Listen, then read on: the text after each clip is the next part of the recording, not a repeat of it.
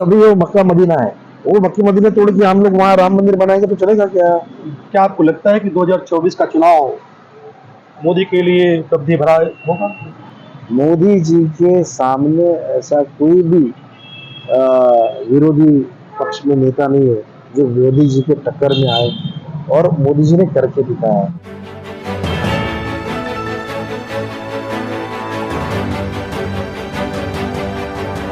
आप देख रहे हैं प्रवासी संदेश। ठाणे लोकसभा सीट के पूर्व सांसद एवं लोकप्रिय भाजपा नेता डॉक्टर संजीव गणेश नाइक पिछले दिनों मीरा भयंदर दौरे पर आए तो वरिष्ठ पत्रकार शिवपूजन पांडे ने प्रवासी संदेश के लिए उनके साथ लंबा संवाद स्थापित किया। यह साक्षात्कार निश्चित ही आप सबको पसंद आएगा। नमस्कार मित्रों, प्रवासी संदेश के लीडर कार्यक्रम में आज हमारे बीच एक ऐसी शख्सियत है जिसे आप बखूबी पहचानते हैं। महाराष्ट्र मंत्रिमंडल में कई बार मंत्री पद की शोभा बढ़ा चुके ठाणे के पूर्व पालक मंत्री, भारतीय जनता पार्टी के विधायक श्री गणेश नाइक जी के सुपुत्र डॉक्टर संजीव नाइक जी आज हमारे बीच हैं। इसके पहले कि मैं डॉक्टर संजीव नाइक से कुछ सवाल करूं, उसके पहले मैं इनके बारे में कुछ बातें बताना चाहता हूं। 15 अप्रैल 1972 को नई मुंबई में पैदा हुए डॉक्टर संजीव नाइक 23 साल की उम्र में नई मुंबई के, इसे सैटेलाइट शहर कहा जाता है, उसके पहले महापौर बने 1995 में। कालांतर में सन 2000 और 2003 में उन्होंने पुनः इस पद को सुशोभित किया।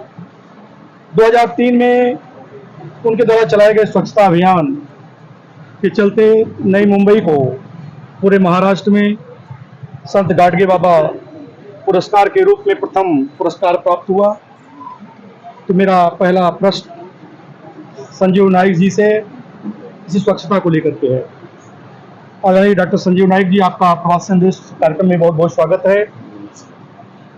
राजनीति के क्षेत्र में जो आम जनता समझती है, जो राजनीतिक शुचिता की बात करते हैं, ईमानदारी की बात करते हैं, आपने स्वच्छता अभियान चलाया है, आपने शहर को स्वच्छ किया है, लेकिन राजनीतिक जहाँ स्वच्छता की बात होती है उसमें आप कितने सहमत हैं कि राजनीति में भी स्वच्छता, ईमानदारी और पारदर्शिता का होना कितना आवश्यक है?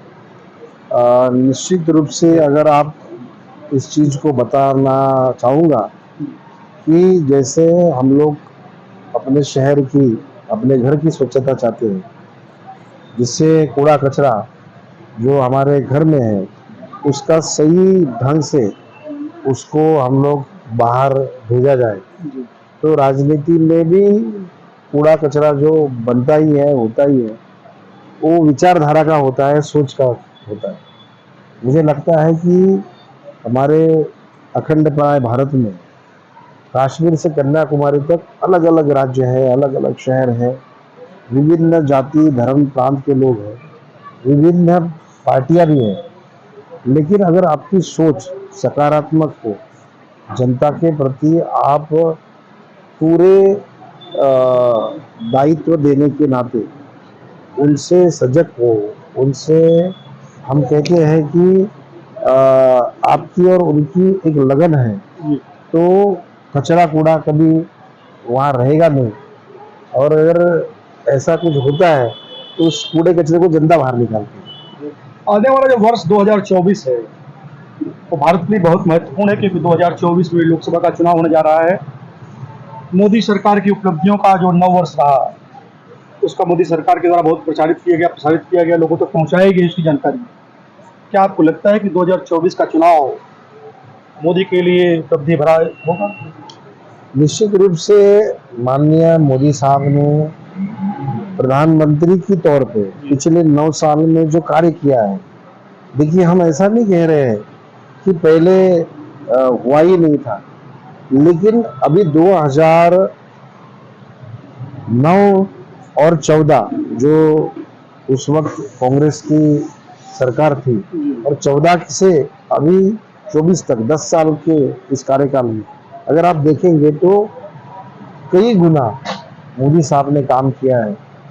जो चीज कभी हुई नहीं थी, जैसे 370 हो, जम्मू कश्मीर के कई मसले को हल किया गया, मुस्लिम महिलाओं को तलाक, ट्रिपल तलाक, ये बहुत बड़ी उपलब्धि उस माताएं और बहनों के लिए है जो कभी भी इस चीज को कभी उनके ध्यान में नहीं, कभी उनके सोच में भी नहीं थी। आप देखिए कि वंदे भारत जो ट्रेन है, एक समय जब हम बाहर देश में जाते तो लगता कि भाई हमारी भी ट्रेनें ऐसे हो, लेकिन जिस तरीके से उन्होंने गति के साथ प्रगति की है, कोई ऐसा देश है जो आज पूरे विश्व में कि जिसका डंका पूरे विश्व में है और विश्व गुरु को के नाम से उनको लोग मानते हैं। तो मुझे लगता है कि मोदी जी ने ये सब करने के बाद, हम ऐसा नहीं कहते हैं कि उनकी सबकी 100% काम हुआ होगा, आज अभी भी बहुत सा काम करना बाकी है, लेकिन मोदी जी के सामने ऐसा कोई भी विरोधी पक्ष में नेता नहीं है जो मोदी जी के टक्कर में आए और मोदी जी ने करके दिखाया है। तो आज आप देख लीजिए 33% रिजर्वेशन महिलाओं के लिए हम लाएंगे। मैं खुद सांसद था 2009 से 14, बात तो की गई थी लेकिन हो नहीं पाई, मोदी जी ने वो करके दिखाया। इसका नाम है नरेंद्र मोदी जी। तो 2024 का जो चुनाव है, विपक्ष भी जानता है अच्छी तरह की जो मोदी की रफ्तार को रोकना मुश्किल काम है। यही कारण है कि विपक्ष पूरी तरह से संगठित हो चुका है और विपक्ष से जो गठबंधन नया गठबंधन बनाया इंडिया, उसमें देखा जा रहा है कि आमतौर पर जो लोग संगठित हैं और जितनी ताकत के साथ संगठित हो रहे हैं, उससे राजनीतिक विश्लेषण भी ये मानते हैं कि आने वाला 2024 का चुनाव मोदी के लिए बहुत भारी पड़ सकता है। तो इस इंडिया गठबंधन को लेकर के आपका क्या सोचना है? देखिए, आज के दिन में मोदी जी को हराने के लिए या भारतीय जनता पार्टी को हराने के लिए वो जी जान से जुटे हुए, ये इसमें कोई शक नहीं है। कश्मीर से कन्याकुमारी तक हर विरोधी पार्टी एक मंच पर आ रही है, लेकिन आप अगर इनकी इतिहास देखेंगे तो ये कभी एक साथ इनकी जमी नहीं है, लेकिन मरता कुछ क्या नहीं करता। आज जिनकी नैया डूबने वाली है, जब उनको लग रहा है तो तिनके का सहारा लेने का कोशिश यहाँ हो रही है। लेकिन मैं डंके के चोट पे कहना चाहूंगा कि मोदी जी काम के और विकास के माध्यम से आने वाले हैं। एंटी इनकम्बेंसी कहते हैं कि हर 10 साल के बाद एक एंटी इनकम्बेंसी आती है। मोदी जी एक इतिहास रचाने जा रहे हैं दोबारा, इस बार तीसरी बार मोदी जी 400 पार, ये नारा भारतीय जनता पार्टी का, और मुझे पूरा भरोसा है, यकीन है। बल्कि आज आप कहीं भी देखिए, हम ऐसा नहीं करे, जो छोटे छोटे विरोधक हैं वो एक साथ आए हैं, ये सब दिख रहा है, एक मंच पे दिख रहा है, ये बाहर से दिख रहा है, लेकिन अंदर की बात है कि वो उसका टांग खींचने वाला, ये इसकी टांग खींचे। इतने लोगों को जब टिकट बंटवारा होगा तो आप देख लीजिए कि इन लोगों का हाल क्या होता है। और यहाँ मोदी जी जिस तरीके से आम जनता के बीच में जाके, देखिए उस आदमी का ना आगे है ना कोई पीछे है, वो बोलते हैं मैं तो सन्यासी हूँ, मैं जाके हिमालय में जाके बैठूंगा। बाकी के लोगों को ऐसा नहीं है। उस काम के लिए आप देख लीजिए, मोदी जी ने कहा है कि मेरा देश यही है, मेरा भाई बहन सब लोग मेरा भारत है। और मुझे लगता है कि आज के दिन में उन्होंने मैं करूंगा देखूंगा मैं करके दिखाऊंगा और कर दिखाया है। और मुझे उम्मीद है कि जितने भी विरोधी पार्टी के दल के लोग हैं उनको कोई पर्याय नहीं है, उनके सामने कोई दूसरा उपलब्धि नहीं है, इसलिए उनको एक साथ आने की जरूरत पड़ी है। लेकिन आप देख लेना कि आने वाले समय में कांग्रेस की, देखिए हम कोई पार्टी के खिलाफ में व्यक्तिगत रूप से कोई भी नहीं है, जो अच्छा काम करेगा जनता उसका बटन दबाएगी। और आने वाले देश के इस चुनाव में लोगों को लग रहा है, दिख रहा है, कुछ लोग नैरेटिव सेट करने की कोशिश कर रहे हैं कि मोदी जी हारेंगे, भारतीय जनता पार्टी हारेगी। वैसा होने वाला नहीं, लोगों ने मन में तय कर चुके हैं, जैसे 2014 में किया, 2019 में किया, उससे भी दुगनी जीत देने की लोगों ने ठानी है। और आने वाले समय में ये चीज आपको दिखेगी। देश में विपक्ष का कहना है कि जो देश में महंगाई है, बेरोजगारी है या भ्रष्टाचार है, उस पर मोदी सरकार ने कोई लगाम नहीं लगा पाई है। उनका कहना है कि ये तीनों चीजें लगातार बढ़ रही हैं और देश का आज युवा बेरोजगार है, महंगाई चरम सीमा पर है और भ्रष्टाचार में आकंठ डूबा जा रहा है देश। तो आपको नहीं लगता है कि ये समस्याएं देश में पूर्ववत बनी हुई है? देखिए, जिस देश के जो राज्य भाजपा के है वहाँ जरूर उसके ऊपर लगाम लगाया है, और जिस राज्य में भाजपा का सरकार नहीं है वहाँ तो केंद्र सरकार अपना काम कर ही रही है, और वहाँ उन सब के पीछे सब यंत्रणा लगी हुई है कि अगर भ्रष्टाचार करती है तो सब जेल में जाने वाले हैं। और मुझे पूरी उम्मीद है कि आने वाले समय में ये सब चीज सबका चिट्ठा बना हुआ है, सब अगर कोई भ्रष्टाचार करेगा तो उसको जेल में जाना पड़ेगा। जब इजराइल और गाजा के बीच में, फिलिस्तीन के बीच में बहुत तगड़ा युद्ध चल रहा है, और मोदी सरकार ने इजराइल का समर्थन किया है। कांग्रेस का कहना है कि हमने फिलिस्तीन को मान्यता दी थी और देश हमेशा फिलिस्तीन के साथ खड़ा रहा। तो आपको लगता है कि मोदी ने इजराइल को जो समर्थन दिया है वो सही समर्थन दिया है? आप देख लीजिए ना, उनका इजराइल को समर्थन इसलिए है कि हमास में जो आतंकवादी लोगों ने जो काम किया है वो अच्छा किया है क्या? जिस तरीके से उन लोगों ने बेचारे गरीब, छोटे बच्चे, महिला, इनके ऊपर जिस तरीके से अटैक किया, अगर हमास अटैक नहीं करता था तो इजराइल अटैक करने वाला था क्या? इजराइल और हमास का ये युद्ध और युद्ध के परिणाम पिछले 48 सालों से चल रहे हैं, लेकिन इस तरीके का कभी युद्ध हुआ नहीं था जो हमास की वजह से हुआ। और इसलिए पूरे विश्व में आज हमास की वहाँ निंदा हो रही है। और इजराइल, देखिए इजराइल ने आज हमारे को ड्रिप इरिगेशन हर चीज में इजराइल ने हमको सपोर्ट किया है, और हम चाहते हैं, ये अलग बात है, राजनीतिक बात अलग होती है, लेकिन इंसानियत के नाते कोई भी चीज आतंकवादियों का कोई भी वहाँ इस्तेमाल हो रहा है, जिस तरीके से गलत कामें हो रही है, उसका समर्थन कोई भी देश विश्व का नहीं करेगा। वही हिंदुस्तान ने किया है और वही हमें करना चाहिए। हमको मोदी जी और मोदी जी की सरकार के पीछे रहना चाहिए। संविधान के अनुसार भारत धर्मनिरपेक्ष देश है, लेकिन मोदी सरकार के कार्यकाल में खास करके धार्मिक भावनाओं को जिस तरह बढ़ाया गया, और खास करके जो भगवान श्री राम का मंदिर बन रहा है उसको राजनीति से जोड़ा जा रहा है, तो क्या आपको नहीं लगता है कि भाजपा धर्म की राजनीति कर रही है? देखिए, कहीं भी इस चीज को, वही तो है, यही तो राजनीति है, इसी को तो राजनीति कहते हैं कि जो रामलला का मंदिर कई सालों से इस देश की धरती से, हमारी संस्कृति से, धार्मिकता की बात बाकी में रख दीजिए, हमारी संस्कृति से जुड़ा हुआ है। जिस राम के नाम से पूरे विश्व में हम जब जाते हैं तो श्री कृष्ण राम भगवान, हमारे महात्मा गांधी जी हे राम बोल के उन्होंने तो अपना अंतिम श्वास उन्होंने छोड़ दिया था। और उस राम लल्ला का जब ये जो 8वीं सदी 9वीं सदी में हमारे देश के ऊपर आक्रमण हुआ, जिन लोगों ने हमारी सभ्यता और संस्कृति को नष्ट किया, उसको दोबारा अगर पुनर्निर्माण कर रही है कोई लोग, और उसमें कोई भारतीय जनता पार्टी नहीं कर रही है, एक न्यास कर रहा है, राम मंदिर न्यास एक संस्था है वो कर रहे हैं।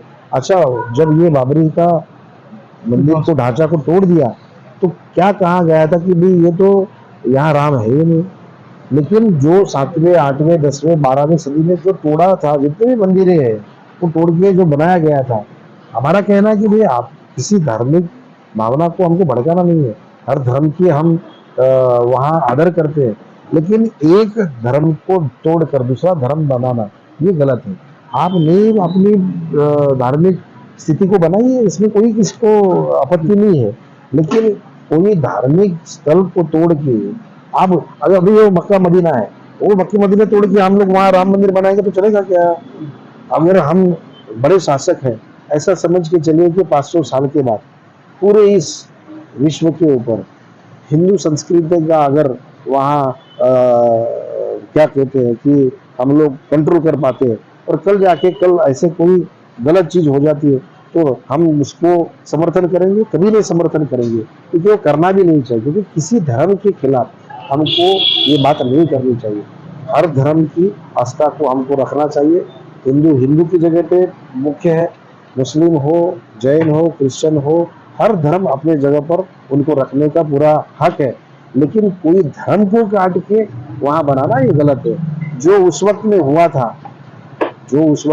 था आज दिख रहा है, और उसको सुप्रीम कोर्ट ने बोला और मान्यता मिली है, तो इससे कृपया करके राजनीति से न जोड़ के हिंदू संस्कृति की ओर देखें, ऐसी मेरी आप सबके सबसे दरख्वास्त। डॉक्टर संजीव नाइक जी, महाराष्ट्र की तरफ हम आते हैं, आप महाराष्ट्र से ताल्लुक रखते हैं, महाराष्ट्र में पिछले 5 वर्षों में तमाम उठापटक दिखाई दी।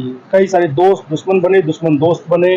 जो महाराष्ट्र की राजनीति चल रही है, खास करके यहाँ जो 2 मुख्य पार्टियां थी, एनसीपी और शिवसेना, आज उन दोनों पार्टियों में बिखराव हुआ है। दोनों पार्टियां अलग अलग उसमें खेमे बन गए हैं, अलग अलग अस्तित्व बन गया है। तो आपको लगता है कि जो लोग शिवसेना से टूट करके आए बीजेपी में, या जो एनसीपी से टूट करके बीजेपी में आए, इन सारे लोगों का क्या आने वाले चुनाव में बीजेपी को भारी फायदा होने वाला है? देखिए, बीजेपी ने ये कभी भी ये काम किया नहीं है और कतई भी बीजेपी इस चीज के ऊपर उसका राजनीतिक भरोसा नहीं है।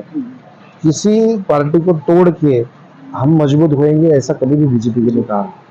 उस वक्त माननीय एकनाथ जी शिंदे जी के ऊपर अन्याय हो रहा था, ऐसा उनका कहना था।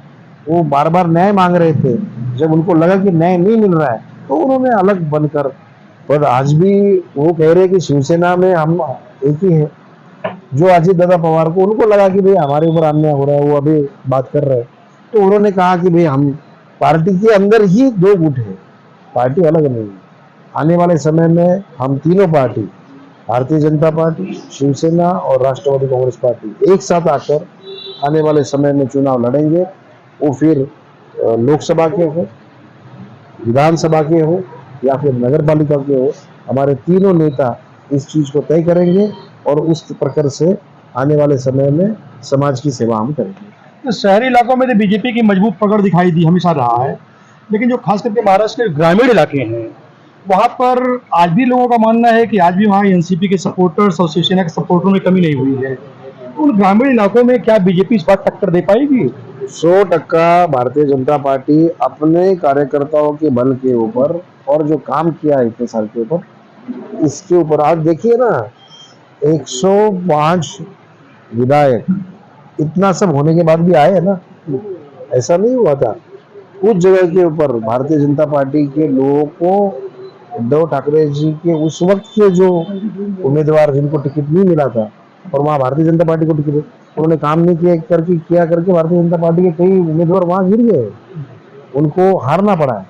और वही चीज को ध्यान में रखकर भारतीय जनता पार्टी ने ये हर चीज, कहते हैं ना कि आने वाले समय में छाछ भी फूक फूक पे पीना चाहिए, तो इसी प्रकार भारतीय जनता पार्टी सजग है। किसी भी प्रकार का हमें सबके ऊपर भरोसा है, सबका साथ सबका विकास हमको करना है, लेकिन पार्टी अपने कार्यकर्ताओं को लेकर काम कर रही है। और मुझे पूरी उम्मीद है कि आने वाले समय में भारतीय जनता पार्टी अपनी एक अलग ढांचा और अलग राजनीतिक तंत्र के साथ आगे आने वाली है। और ये आने वाले समय में आपको दिख पाएगा कि ग्रामीण इलाका हो, शहर हो, भारतीय जनता पार्टी ने अपना काम करने का, प्रजातंत्र का तरीका पूरा बदल दिया है। और वो आने वाले समय में लोग बटन दबाकर आपको दिखाएंगे। डॉक्टर संजीव नाइक जी, नगर पालिका और महानगर पालिका के चुनाव पिछले काफी अरसे से लगातार टाले जा रहे हैं, एक्सटेंशन हो रहा है, तो कहीं ऐसा तो नहीं है कि कहीं डर की वजह से कि अभी हमारा तैयार नहीं है पूरी तरह जनाधार, इसकी वजह से तो नहीं टाला जा रहा है, या और भी कोई कारण है? देखिए, ये आरोप गलत है। ये चीज किस वजह से नहीं हो रही है कि आपको पता है, ओबीसी के रिजर्वेशन के ऊपर कई बार हाई कोर्ट और सुप्रीम कोर्ट में ये केसेस चलती रही है। उस वक्त महाराष्ट्र में उद्धव ठाकरे जी के साथ नेतृत्व में सरकार थी, तभी भी 2.5 साल चुनाव हुए नहीं, और अभी भी नहीं हो रहे हैं। इसका कारण वही है कि अभी तक हाई कोर्ट और सुप्रीम कोर्ट, ये तो राजनीतिक बात होती है, कोई मुख्यमंत्री को डिसीजन लेना तो 1 मिनट में डिसीजन लिया जाता था, लेकिन ये सब चीजें अटकी हुई है सुप्रीम कोर्ट में। आप देख लीजिए, अभी कई राज्यों के हमारे जिला पंचायत है, पंचायत की चुनाव चालू है, अभी डिक्लेयर हुए। जहां इस बात की तकलीफ नहीं है, वहां चुनाव आयोग कर रहा है। और जहां चुनाव आयोग को लग रहा है कि अभी तक इसमें सही सुप्रीम कोर्ट का निर्णय नहीं आया, उसकी वजह से वो नहीं हो पा रहा है। और हम भी चाह रहे हैं कि जल्द से जल्द चुनाव हो और अपना नगर सेवक, उस इलाके के लोग चुनाव करें और अपनी जनता का वहां सेवा करें। हम भी चाह रहे हैं और हमारी कोशिश है, भारतीय जनता पार्टी लगातार इस बारे में कोशिश कर रहा है कि जल्द से जल्द चुनाव हो और लोगों को अपना प्रतिनिधित्व चुनने का मौका जल्द से जल्द मिले। भारत की आर्थिक राजधानी मुंबई है, लोगों की निगाहें मुंबई पर विशेष रूप से रहती हैं, और मुंबई महानगर पालिका का जो चुनाव जिस पर लोग इंतजार कर रहे हैं, इस बार क्या वो मिथ्या टूटेगी? आप देख लीजिए, पिछली बार जी। सिर्फ उंगली के ऊपर गिनने वाले ही सदस्यों के लिए शिवसेना और बीजेपी ने कांटे की टक्कर की। 42 और 47, ज्यादा कोई ये नहीं था, 5-6 ही नगर सेवक कॉर्पोरेटर्स की जरूरत थी। इस बार 100 के पार भारतीय जनता पार्टी हो जाएगी, और जो भारतीय जनता पार्टी का कमल मुंबई महानगर पालिका के बिल्डिंग के ऊपर वहां लगेगा, और सही मायने में मुंबई की कई सालों से जो समस्या है वो हल की जाएगी। ये हमारे आशीष शेलार साहब के नेतृत्व में और माननीय देवेंद्र फडणवीस जी के नेतृत्व में हम करके दिखाएंगे। मीरा भाईंदर को भारतीय जनता पार्टी का गढ़ माना जाता है, और आमतौर पर देखा भी जाए तो ज्यादातर लोग भी भारतीय जनता पार्टी से जुड़े हुए हैं, हर समाज के लोग। लेकिन एक अंतर विरोध भी यहाँ दिखाई देता है। यहाँ का जो भारतीय जनता पार्टी के जो लोग हैं वो दो भागों में दिखाई देते हैं। इस बात को आप भी स्वीकार करते हैं। इन दोनों को विलय करने का प्रयास कई बार ऊपर हाई कमान द्वारा भी किया गया, बड़े बड़े नेताओं द्वारा भी किया गया, लेकिन इसके बावजूद जब भी कहीं कार्यक्रम होते हैं एक साफ तौर पर वो गुटबाजी दिखाई देती है। तो इस गुटबाजी को समाप्त करने की दिशा में आप क्या पहल करेंगे? मुझे पूरी उम्मीद है कि माननीय हमारे नेता चौहान साहब जो मंत्री जी हैं वो मीरा भाईंदर के सभी चीज़ों से वाकिफ है। मुझे पूरी उम्मीद है आने वाले समय में यहाँ कोई गुटबाजी है या नहीं रहेगी।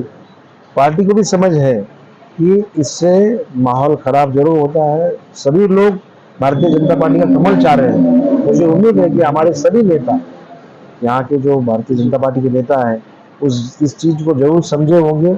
आने वाले समय में मैं पूरे छाती ठोक के कहता हूँ कि हमारे ये सभी नेता एक मंच पे आएंगे, और उनको पता है कि अगर भारतीय जनता पार्टी मजबूत है तो मैं मजबूत होऊंगा। और इसीलिए मेरी दरख्वास्त आपके माध्यम से सभी हमारे नेताओं के लिए बात रहेगी कि हमारे वरिष्ठ नेता लोग यहाँ जरूर बैठेंगे, और इस चिंता आने वाले समय में ये हल निकला होगा, आपको दिख जाएगा। किसी भी पार्टी को मजबूत बनाने में आम आदमी का महत्वपूर्ण योगदान होता है, चाहे रिक्शा ड्राइवर हो, हाकर्स हो, मजदूर हो, ऐसे लोग जो प्रतिदिन काम करते हैं और शाम को रोटी खाते हैं। ऐसे तमाम लोग मीरा भाईंदर में भी रहते हैं, आसपास के क्षेत्रों में भी रहते हैं। तो ऐसे लोगों की सुरक्षा को लेकर के और उनके भविष्य को लेकर के आप क्या कहना चाहेंगे? जरूर इस बात के ऊपर गौर होना जरूरी है। हमें खुशी इस बात की है कि ये जो हमारा मीरा भाईंदर है, पहले ये ग्रामीण इलाका के ग्रामीण पुलिस में होता था, अभी ये अलग पुलिस कमिश्नर हुआ है।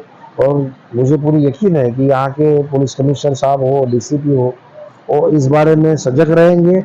और हम भी कोशिश करेंगे कि मीरा भाईंदर की जनता, आवाम ये सुरक्षित रहे। हमारी बहनें हैं, माताएं हैं, हमारे बच्चे हैं, बुजुर्ग हैं, इन सब को कहीं भी गलत चीज को सामना करने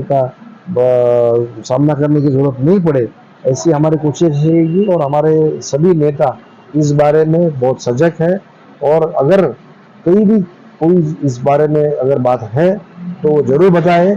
हमारी पूरी कोशिश रहेगी कि मीरा भाईंदर के लोगों की सुरक्षा ये हमारा दायित्व है। आप कहते हैं कि भारत गांव का देश है, भारत की आत्मा गांव में बसती है। आपने कृषि संबंधित जो उद्योग है, उस पर आधारित उद्योग हैं, खासकर जैसे डेयरी उद्योग है, इस दिशा में लोगों को आगे बढ़ाने की दिशा में आपने खुद एक पहल की है जी। आप हमारे दर्शकों को उसके बारे में कुछ बताना चाहेंगे? हम जरूर चाहेंगे कि देखिए, डेयरी है, कृषि है, ये क्षेत्र आज के दिन में बहुत जरूरी है। मैं आपको जरूर कहना चाहूँगा कि हमारे आने वाली जो नस्ल है, आने वाली जो कल है, वो भी अभी इसमें, क्योंकि इलेक्ट्रॉनिक टेलीकम्युनिकेशन टेक्नोलॉजी, इसका उपयोग आज माननीय मोदी साहब और सभी केंद्र सरकार के विभाग खासकर कर रहे हैं। GIS mapping, GPS mapping.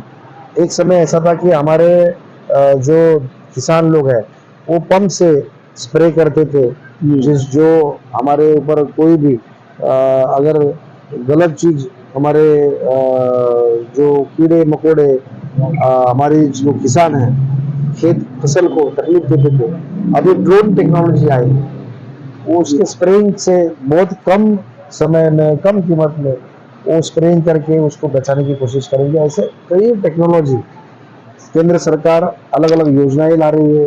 किसानों के कई हमारे टेक्नोलॉजिस्ट आगे आकर कौन सी फसल कहाँ लगानी चाहिए, उत्तर भारत में क्या हो रहा है, दक्षिण भारत में क्या हो रहा है, ये सब चीज की आप एक ऐड के ऊपर आपको पता चलता है। जी। तो हमारा किसान भी टेक्नोलॉजी से अभी वाकिफ है।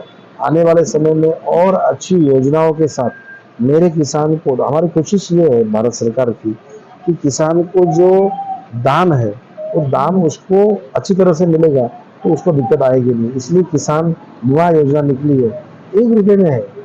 आने वाले समय में कई किसानों ने अपने गांव खेड़े में जाकर, देखिए पानी की समस्या बहुत बढ़ गई है।